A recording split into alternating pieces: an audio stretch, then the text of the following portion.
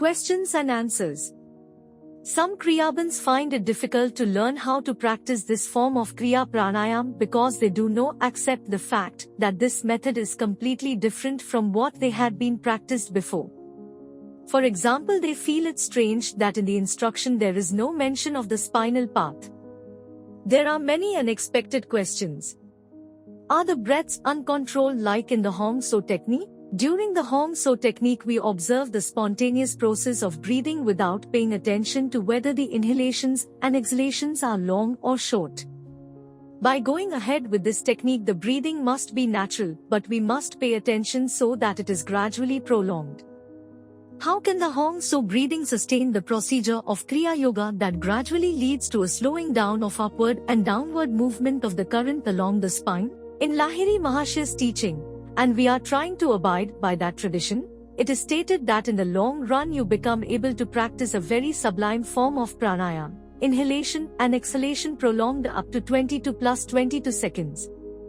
In other words, in Sri MS Kriya Pranayam we utilize a natural breath. But this breathing must be slow so that you can chant Om mentally 6 times during inhalation and 6 times during exhalation. We must have a breath that can support this mental action. Our breath must go ahead effortlessly but must exist. If we would practice like in the Hong So technique, it will be impossible to have it. The breath must be natural but we must care that it gradually lengthens. If you have a very short breath and therefore you are not able to mentally pronounce that many Oms, chant the Oms more quickly. Your breathing will be prolonged after a small number of repetitions. I would like to know little more about the process of knocking with Om in Kutastha. If we mentally chant Om, then at that time we are not having Kutastha in mind. The point is not having Kutastha in mind but being there, inside Kutastha. The mind is still, the process of thought is not stressed with the idea I must have Kutastha in mind otherwise my practice is wrong. No. Nothing of that. You are occupied with 2 activities, 1, breathing and 2, putting Om repeatedly in the central point of Kutastha. That's all. If you do this for some minutes, you enter a paradise. With patience you achieve your divine state of contemplation. Some persons speculate about the duration of each Om. If after each Om there is a short pause, they want to know how many microseconds it lasts. They are free to sophisticate and come to their failure. Kriya sometimes might seem a chemical receipt, but its nature is that of an art based upon intuition, intelligence, common sense. What is the best routine? 108 Kriya breaths, time required, from 40 to 50 minutes. After that, practice Yoni Mudra, only once in 24 hours, 3 Maha Mudra and then remain calm, focused on Kutastha. In this final part you simply enjoy the peace and the bliss originating from the practice of Kriya. Sri Mukherjee explains clearly that even a beginner can start right away doing the full 108 repetitions. There is no lower number to begin with, there is no recommended progression. Of course if one is ill, he does not practice at all. And if one, due to circumstances beyond their control, can practice only an inferior number, well, this may happen but it should not become the rule. About other numbers found in the letters written by Lahiri to his disciples, we must understand that those letters represent very personal instructions. Here we are considering a general counsel given to serious Kriyabans in a good condition of health. As for Maha Mudra, there is a variation recommended by Sri Mukherjee for those who find Maha Mudra too difficult. Lie down on the back. Inhale.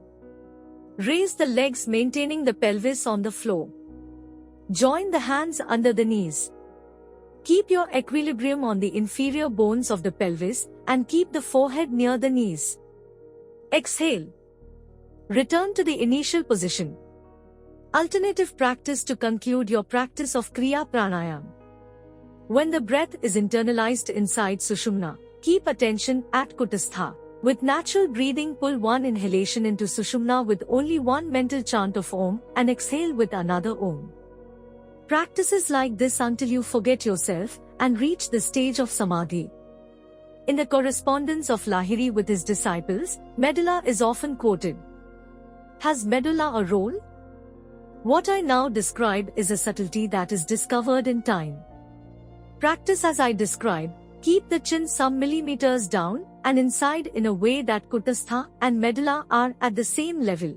It is not difficult to realize that the center of your awareness is in the medulla while the faculty of visualization is located in the point between the eyebrows. Now you will discover that every manifestation, not visualization, every luminous revelation of the chakras happens about 4 centimeters inward from the point between the eyebrows, the seat of Agya. What I say seems perhaps complicated to you, but, believe me, while you are practicing, breath after breath everything becomes clearer. How can I know when comes the right moment to produce the sounds in the throat? It is typical of Kriya schools to teach you how to produce strong sounds in the throat since the beginning of the practice. They explain that strong sounds in the beginning are okay because they produce cold and warm sensations in the spine.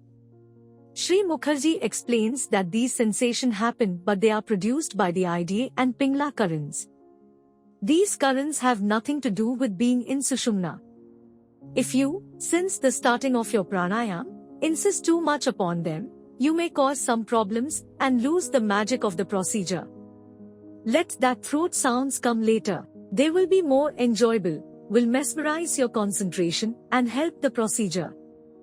The sounds appear spontaneously when the breath is sufficiently long.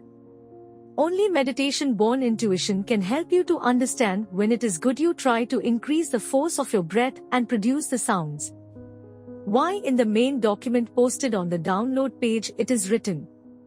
After entering the Sushumna you have to use force on pranayama. This is a hint to the second Kriya stage. It may happen that before ending 108 Kriyas breaths you are in Sushumna. It might happen that at a certain moment you will feel that the veil of darkness fades away and you witness the brilliance of the divine light in the center of which lies the entry point of Sushumna.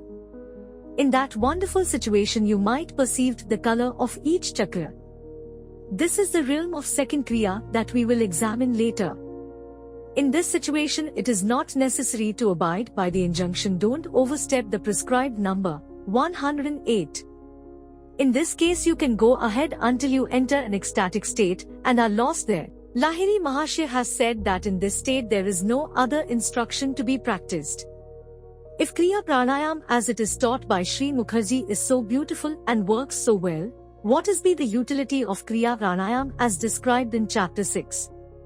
Kriya Pranayam requires a continuous improvement. Those who have fresh in their mind chapters won't have any difficulty in perfecting now at incredible levels the practice of Kriya Pranayam. I recommend to everyone be inspired by the various aspects of Kriya Pranayam as delineated in chapter 6.